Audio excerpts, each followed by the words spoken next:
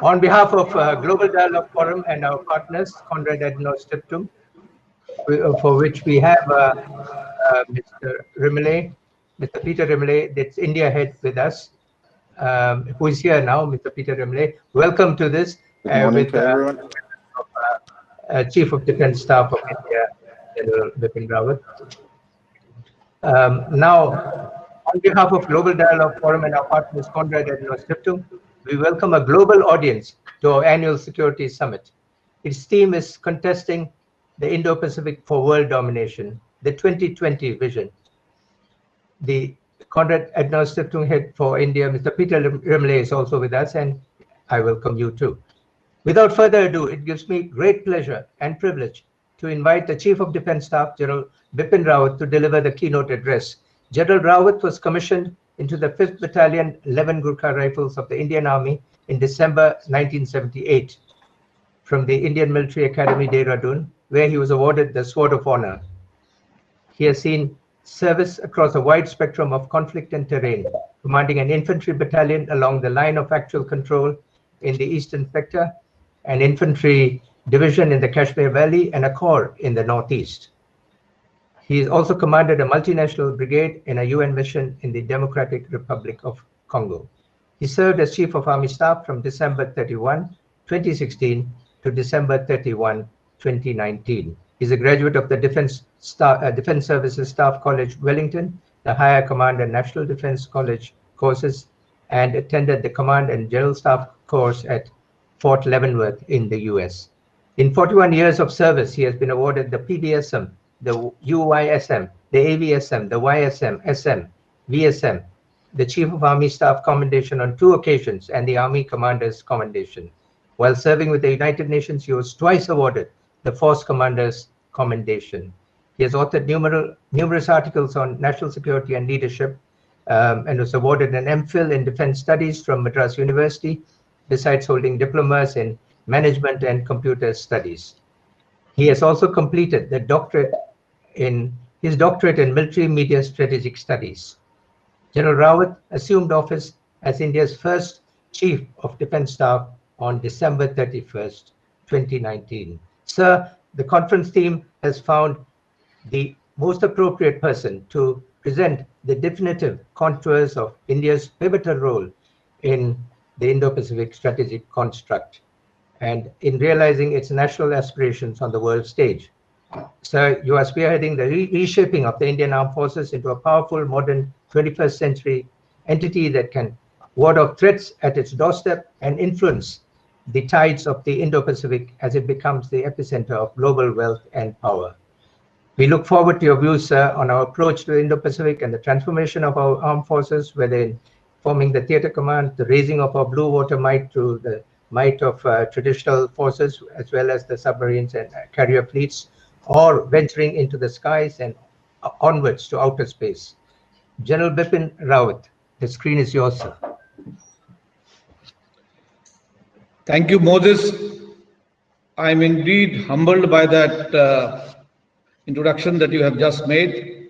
That notwithstanding, ladies and gentlemen, a very good morning to each one of you. I am indeed privileged to be part of the prestigious Global Security Summit Vision 2020.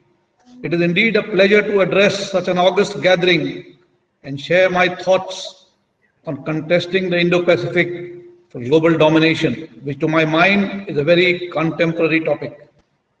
In the last 3 decades, the world has witnessed many military conflicts like the Gulf Wars, the global war on terror, conflicts in West Asia, just to name a few. We have also witnessed the Asian and global financial crisis and the mushrooming of many multilateral organizations. In the midst of all this, China's rise has been one of the most defining moments of the 21st century. Today, as we discuss this very contemporary issue, the world appears to be on the brink of a new era. New centers of power, new alliances, and new rivalries based on geopolitics, geoeconomics, environment, and technology are emerging, putting pressure on the Bretton Woods institutions governing global trade and security. Competition and cooperation between the established and emerging powers will further cause a strain on these 20th century global institutions. The COVID-19 pandemic has turned from a global health crisis to a global economic crisis having geopolitical ramifications. The world is moving away from globalization to deglobalization, regionalism, and perhaps towards globalization. We are and we will increasingly witness the rise of nationalism, economic patriotism, shift towards buying local brands, need to take back control of supply chains, and shifting of strategic industries within the country's boundaries, even at the cost of increased production costs.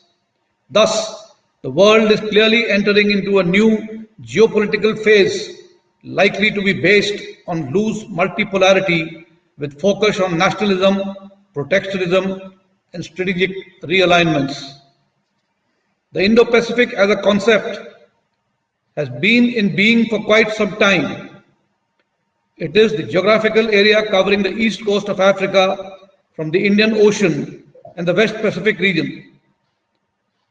The economic center of gravity has been shifting and will continue to shift eastwards in this century.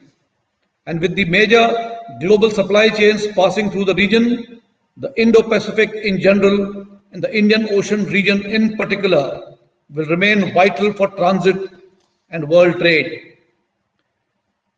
United States recognizes the Indo-Pacific as a consequential region for America's future. To achieve this, US has initiated numerous programs with a focus on the Indo-Pacific. Japan is the leading infrastructure investor in Southeast Asia and has committed about US $200 billion for infrastructure development in Asia, Africa, and South Pacific through Partnership for Quality Infrastructure, which is referred to as PQI.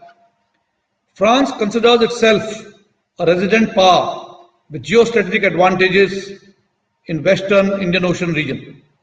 Amongst the extra-regional powers, it has the second largest military footprint in the region. UK is a non-resident power in the region and has expressed a desire to partner like-minded nations. Australia has shown renewed focus on the neighborhood and wants to reinforce its middle power position, and Indonesia is seeking to leverage its location through the GMF strategy. Even Germany has articulated its Indo-Pacific strategy in recent months. In addition, most of the countries in the region are seeking to reap the economic dividend through improved maritime connectivity and harnessing blue economy, for which infrastructure development is a prerequisite. Resident powers as well as extra-regional powers have shown a renewed interest in investing in infrastructure development in these countries in order to maintain and increase the geopolitical influence.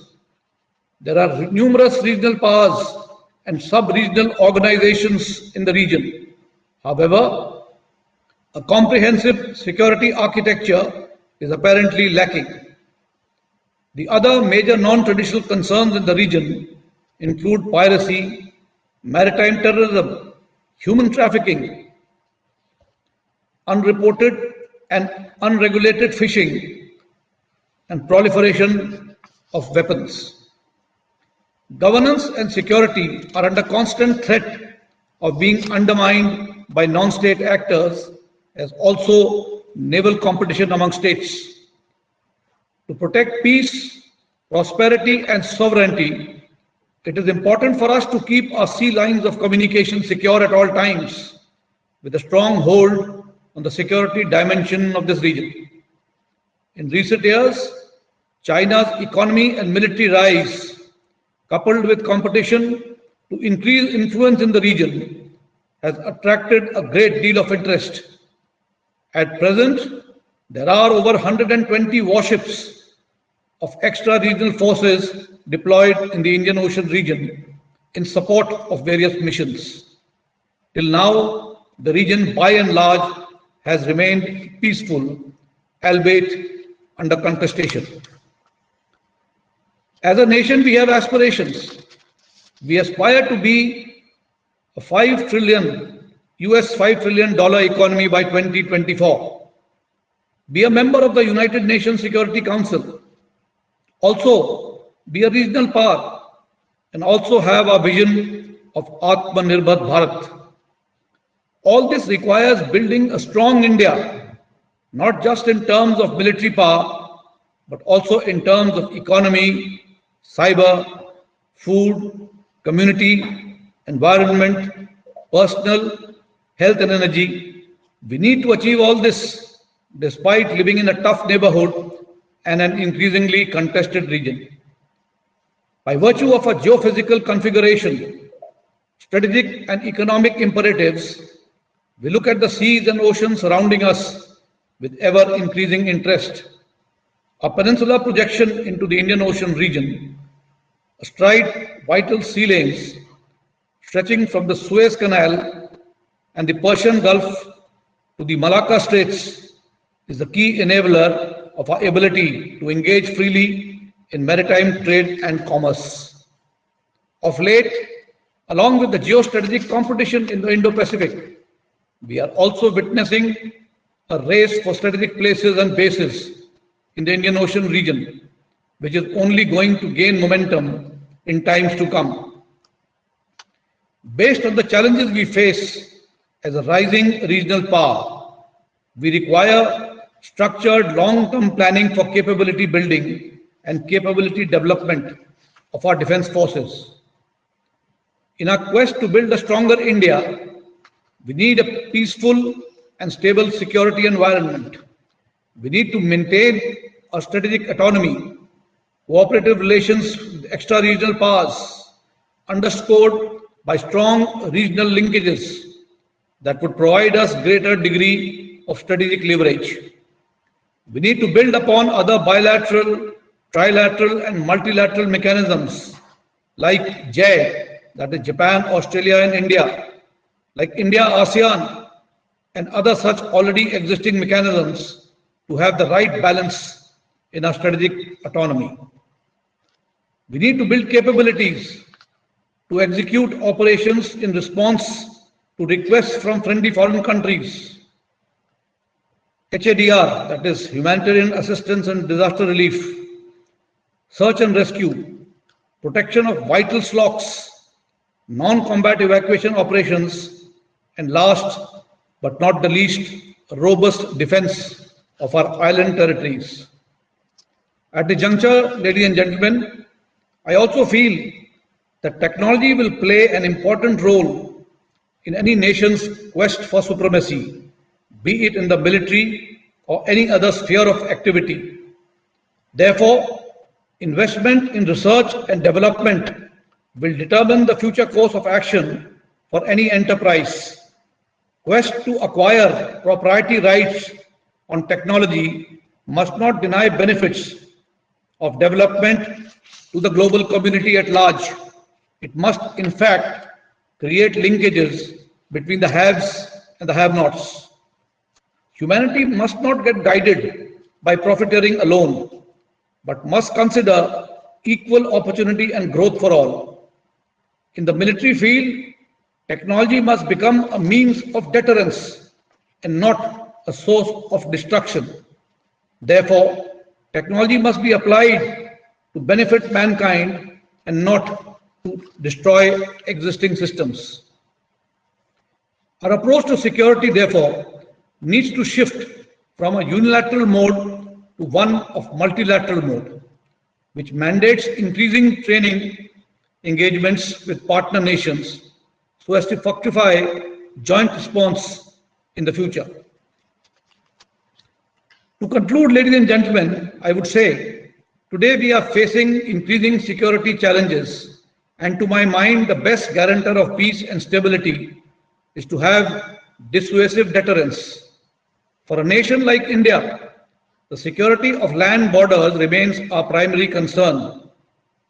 Therefore, there is a need to develop integrated structures to ensure modernization programs to be undertaken by our armed forces based on careful assessment of enforcing nature of threats and challenges, of assessment, correct assessment of enforcing nature of threats and challenges. In addition, we are also partnering with like-minded nations to ensure peace and stability in our region. Ladies and gentlemen, this is India's century. Many across the world are bullish about India. It has the talent, demographic dividend, and vibrancy of culture. And this is an issue. This is something that I quote from Puneet Ranjan, who is the CEO of Deloitte Global. He says it's an opportunity for India to get supply chains back into the country. Same thought has come up from Doug McMillan, who's the CEO of Walmart. So therefore, what clearly emerges, India is an aspiring nation and providing opportunity to the global community to invest in India, and we welcome any investment with open arms. And finally, ladies and gentlemen, with these words and thoughts, I wish the Global Security Summit Vision 2020 a grand success. I am sure that the conference will witness some very productive discussions and suggest the way forward towards collectively ensuring national security in an era of strategic uncertainty. Thank you and Jai Hind.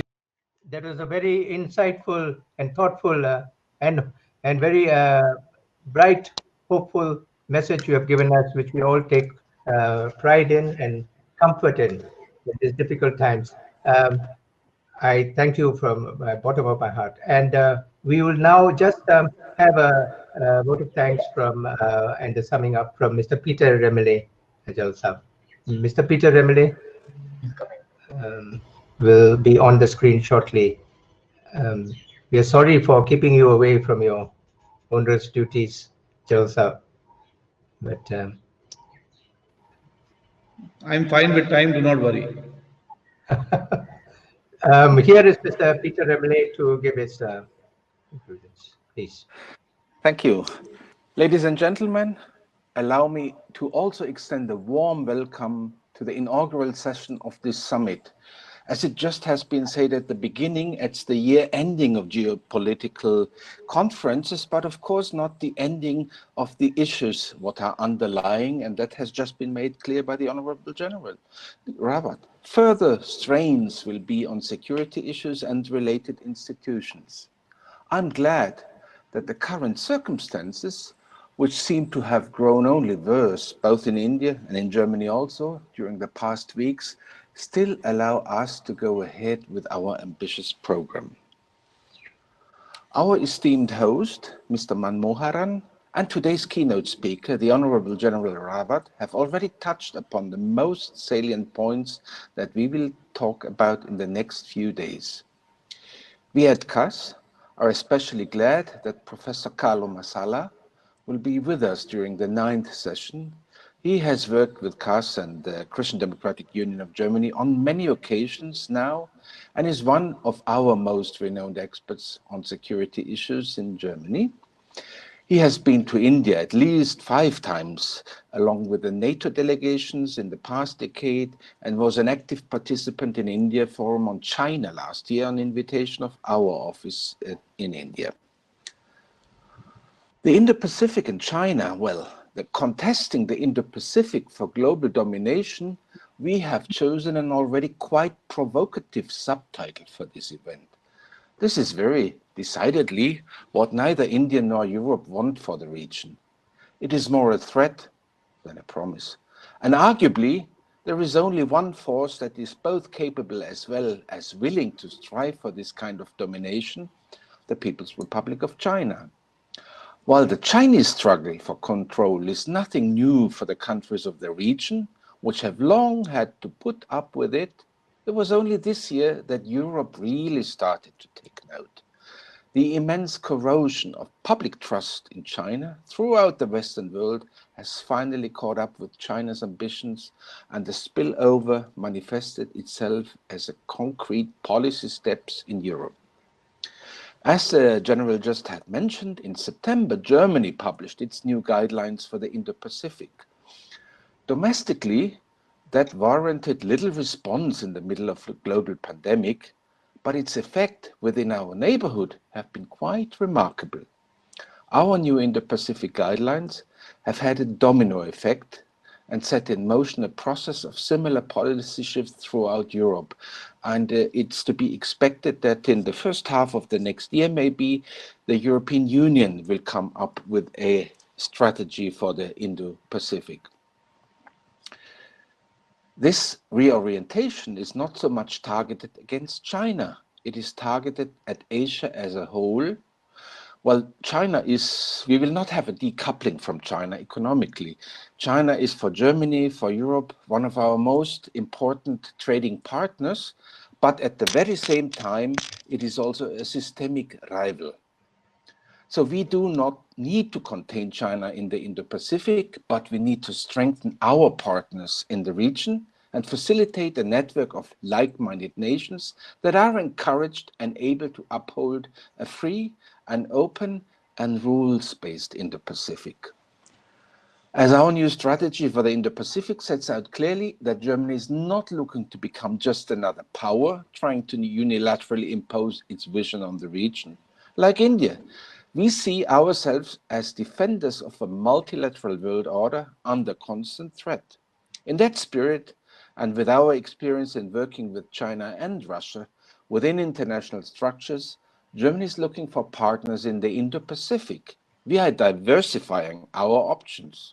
India and the countries that constitute the Quad are themselves striving to keep Indo-Pacific and with it the blue economy open and accessible to all. The European countries, the only exception being France perhaps, late entries to the Indo-Pacific contest is encouraging to see how far the Quad countries have come together in a matter of months in terms of keeping the Indo-Pacific open. Along with that, the common push for more resilient trade routes is something that we as Europeans embrace wholeheartedly. The connectivity strategy of European Union with regard to Asia has exactly that it is central premise. A Silk Road for all, if you so will. This is the area where Germany and Europe can and should most cooperate within the Quad and all other like-minded countries in the region. When it comes to military engagement within the region, a more significant German contribution might be on the cards, but it cannot be stressed enough that Germany is a trading power and not a military one, and it doesn't intend to really be one. Our Navy participates in the EU anti-piracy mission Atalanta, just off the coast of Somalia, but the parameters of this mission are very much set in stone and attracts its fair share of critics, even within the military establishment. But we can see a German vessel sailing to the Indian Ocean, a military vessel soon showing some presence, and that is already, I think, some progress. But despite the superpowers sometimes making noises along those lines, military engagement is not the way forward to uphold the multilateral environment. A framework based on compromise, understanding, and fair chances cannot be enforced by gunboat diplomacy. A show of military force is indispensable, but it constitutes only a flanking or supportive measure. In the 21st century, the risk of all-out war has still not vanished, but not traditional security risks constitute a far more immediate challenge to the threats of invasion, even if those, as Indians have experienced time and again at the Himalayan borders, are still very much alive. Yet diplomacy must take central stage. And this is what Germany, Europe, and our neighbors on the continent can confidently offer our partners in the Indo-Pacific. Europe is pivoting towards Asia as an Indian turns towards the Quad. With everyone turning direction this year, it seems inevitable that in the end, we, India and Europe, should again be facing each other.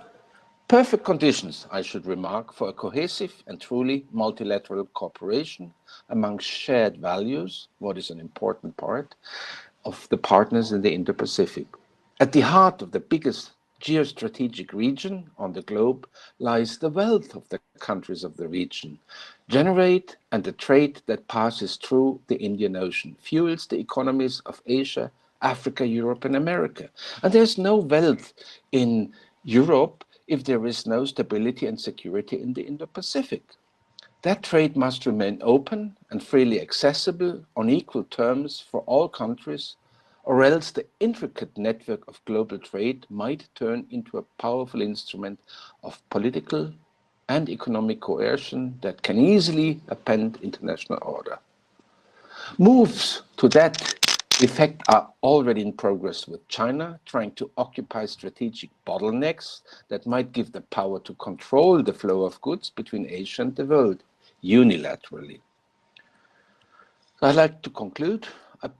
Pending the international order, and General Rawat has already focused on how it will be strained in the future, and the balance of power in the Indo-Pacific, it's intellectually a fairly straightforward exercise.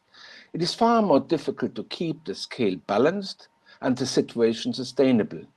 Change, especially in international relations, has a habit of happening quickly, uncontrollably, and with incalculable consequences, with the pandemic giving this change an added impetus. The multilateral order is based on it being accepted and perpetuated by countries that voluntarily submit to its judicious application. For that end, we have to stand strong and stand together. Fortunately, the list of shared value partners for India and Germany in the Indo-Pacific contains sizable numbers of powerful players. It is important it stays that way, and that our vision for the Indo-Pacific remains a mutually beneficial one. Thank you very much. Thank you, Mr. Remley, for that wonderful summing up and forceful presentation of German viewpoint. So I hope, General Rawat, we can take comfort also from sort of unequivocal support, I feel, from Germany, which is the powerful European power. Would you say that? Yes, certainly. I did refer to Germany also now evolving interest in the Indo-Pacific, and we are confident. We are looking at partnering with any nation which can support us in not just in development of our military structures, but also our economy and anything else that is needed to ensure that we have peace and an international rule-based order in this region. May I suggest also, General Saab, that as Mr. Remley has pointed out, is it a strategic edge that India has, that we are a rule-based country? We have, can we say, democratic values, which are acceptable to the rest of the world, though we may not be able to match countries with wealth and great investment abilities. We have that, which makes European countries and many in Australia and many countries eager to do trade with us, because we come without baggage. Yes, certainly. We are a strong democratic nation, and we have very strong value systems that we adopt. And yes, of course, there are at times, sometimes, drawbacks of a democratic environment. But then what happens in a democracy is you do follow rule-based international order. And that is something that we are looking at. And I'm quite confident that the German thought process is also on the very similar lines. I can confirm that. Thank you. So we are all on a happy note. We are ending it. General Saab, we are so happy for you to have accepted our invitation and come forward with your views. Thank you so much, General Saab, and thank you, Mr. So with this, we conclude our inaugural session. Thank you, sirs.